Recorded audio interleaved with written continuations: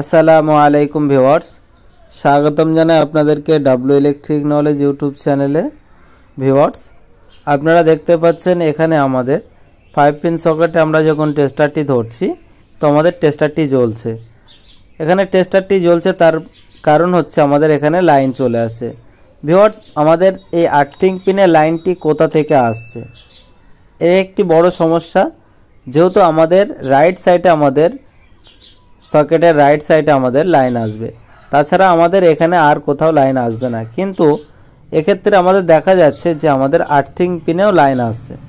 তো ভিউয়ার্স, ভালো করে লক্ষ্য করুন, এখানে দেখুন দুটি সকেট এবং দুটি সুইচ আছে। তো দুটি সকেটের মধ্যে আমাদের রাইট সাইডের সকেটে আমরা কি করেছি, একটা পাওয়ার কর্ড দেখতে পাচ্ছেন। এই পাওয়ার কর্ডের মাধ্যমে আমরা একটা ফ্রিজ চালিয়েছি। তাছাড়া ভিউয়ার্স, আমরা সকলেই জানি যে আমাদের লাইন সকেটের ডান সাইডে আসে, লাইন ডান সাইডে আসে। তো সুইচ অন করলে আমাদের ডান দিকে আমাদের কারেন্ট আসবে, নিউট্রালে আমাদের দেখাবে না।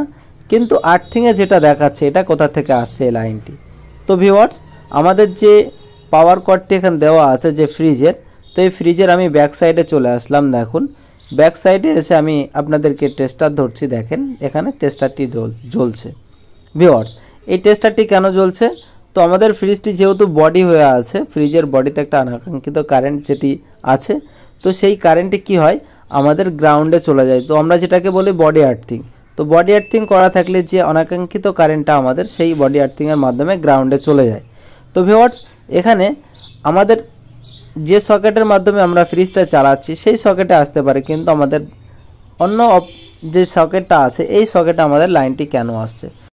আমরা সকলেই জানি যে আমাদের বোর্ডে, আমাদের মেন পাওয়ার বোর্ডে আমাদের একটি ফেজ, একটি নিউট্রাল, একটা বডি আর্থিং নামে। তো আমরা কি করি, এখান থেকে বডি আর্থিং নিউট্রাল শর্ট করে দিই এবং ফেজটা আমরা সুইচে দিয়ে এখান থেকে সিরিজের মাধ্যমে আমরা সিরিজ কানেকশন করে আমরা সুইচটাকে অপারেট করি। এখানে যেহেতু বডি আর্থিংটা শর্ট করা আছে, যার কারণে পাশের সকেটে আমাদের লাইনটি শো হচ্ছে। কিন্তু আমাদেরকে বডি আর্থিং অবশ্যই করতে হবে। বডি আর্থিং যদি আমরা না করি তাহলে আমাদের এখান থেকে এই লাইনটি শো হবে এবং আমরা যদি ফ্রিজের গায়ে, ফ্রিজের বডিতে হাত দিই তাহলে আমরা শক খাবো। তো ভিউয়ার্স, আমাদের বডি আর্থিং অতি অবশ্যই জরুরি, বডি আর্থিং অবশ্যই করা দরকার।